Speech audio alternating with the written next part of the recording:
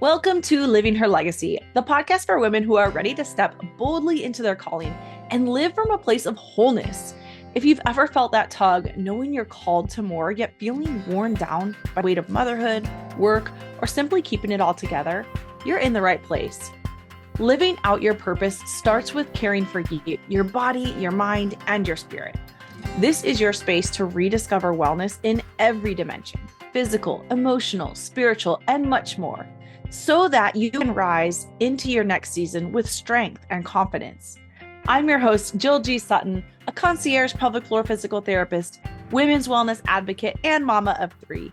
Each week, we're going to dive into conversations with women's health experts and real moms walking their journey, learning how to nurture their bodies, deepen their faith, and live with intentional purpose. Because your wholeness is part of your legacy. And when you care for yourself, you make space to live out the calling God placed in your life. Grab your coffee, drop your shoulders, take a deep cleansing breath, and let's step into your legacy together. Let's get into today's episode. Last week, I talked about my biopsies. I was having a diagnostic mammograms and breast biopsies and ultrasounds and all the things. And I realized that there might be some people that need a little bit more information on how to start this process. What does this look like? Someone who's never walked this before, what are the steps they need to take to maybe get their imaging done? For those of us that are in the United States, if you are over 40 years old, you don't probably need a referral to get a mammogram done. Most places will let you do just a regular mammogram for kind of those baseline images. They just want to see if there's anything there.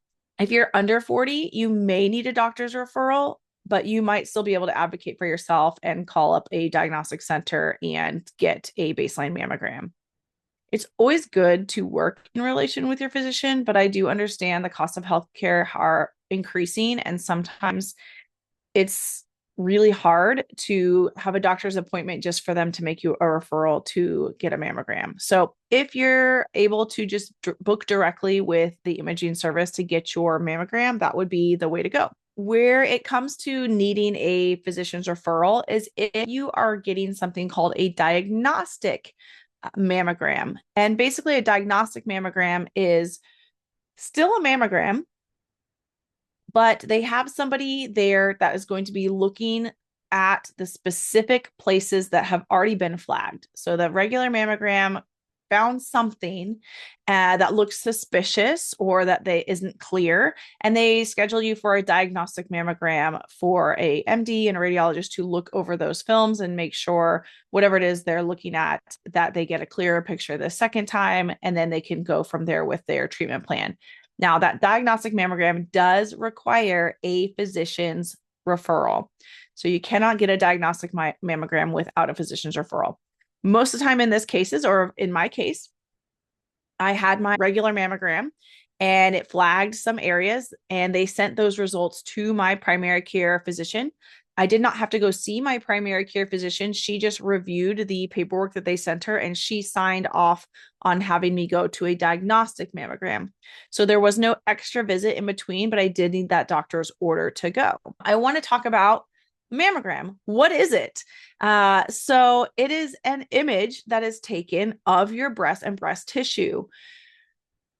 For those of you that are scared to do this sort of thing, I know there's a lot of people that feel uncomfortable or nervous. I want to let you know it's really not that bad, especially the mammogram, you guys. You're going to go to the imaging center where they have the mammogram machines up, and you are not supposed to wear any type of deodorant or lotions. I guess that can interfere with the images. So you want to be completely clean, nothing put on your body in that area before your images are taken. And then you're going to go in with a tech. They usually have you change into a robe, take everything off from the waist up. And you're going to put a robe on, which is just a polite thing for them. They're obviously going to see everything when they take these images.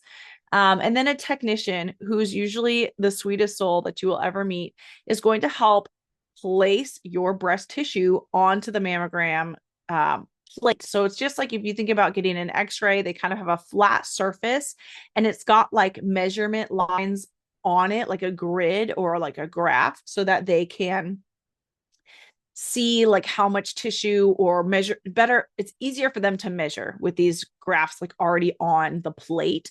And then she's going to position you. She's going to say like, okay, step forward. You're going to be basically hugging this machine, and she's going to, with her hands, like pull your breast tissue out so that it can be flat, as flat can be, because the thinner that they can get your breast tissue, the better the imaging and the clearer the imaging that they can get. So she's going to tweak you every which way. She's going to have you reach this way, reach that way, twist that way. And she's just going to really gently, carefully lay your breast tissue down on this plate.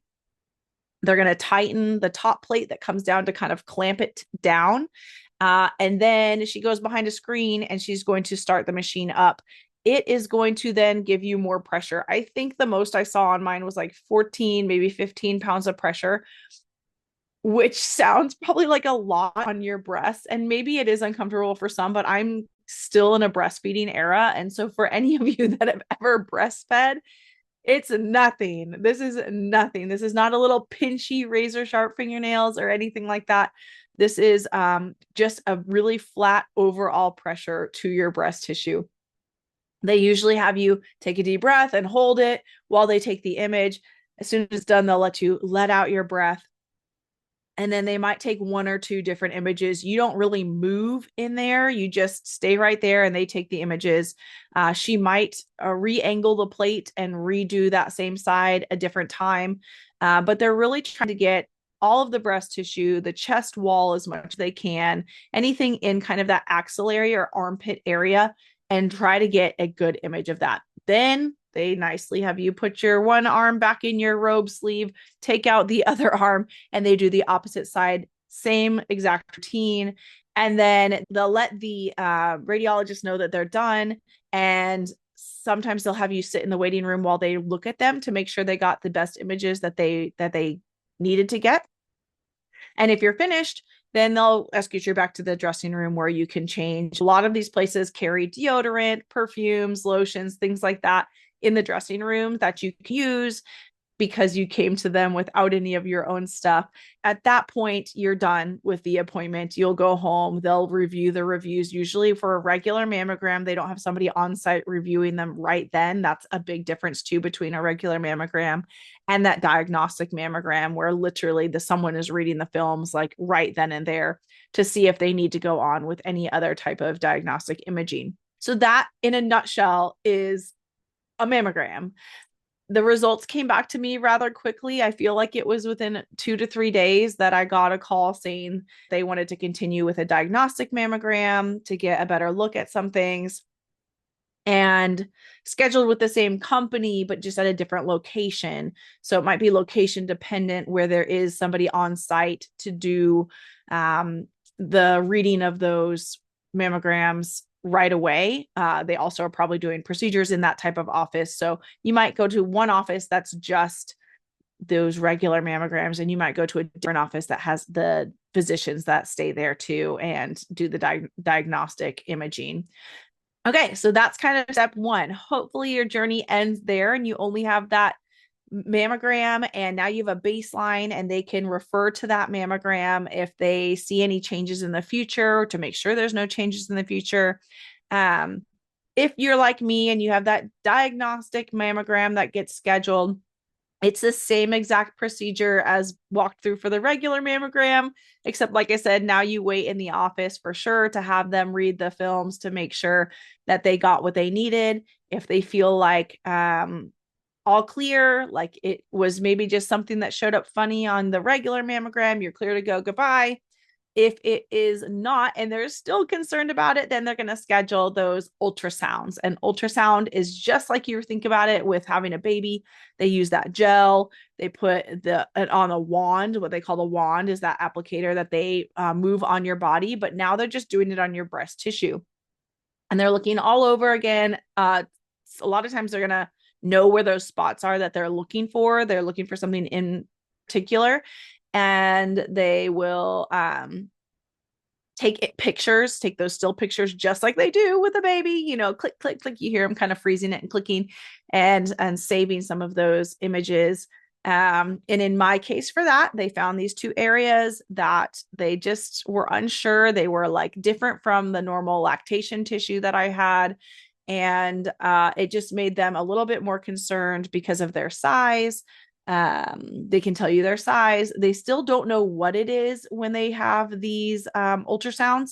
So, in order to find out what these spots are that are concerning them, then that is when they would order a breast biopsy. They can do it different ways. It's usually always image guided. So, they're going to make sure that they are grabbing breast tissue from the exact spot that they want. It can be ultrasound guided, it can be MRI guided. I think there's another option as well.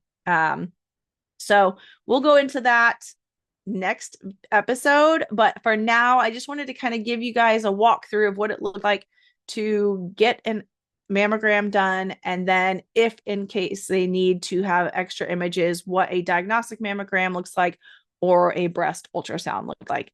Again, all of them are virtually painless, especially if you've had kids and breastfed at all. You should really tolerate a mammogram just fine. So if you are not going out of fear of pain, take a deep breath. It's really not painful. If you need to talk to somebody about anxiety before having one of these tests done, definitely go to your PCP first, your primary care, talk to them about that, and then get in there to get your mammogram done. It is very, very, very important that you have these baselines because they are not going to know if something's changed if you don't have a baseline. And to be honest, the fact that we start doing these baselines at 40 feels late to me because I know a lot of people that have had breast cancer in their 30s. So if you are not doing self checks, please do self checks. We're going to talk more about this next week. I hope you have a good one and I'll talk to you soon. Love you guys.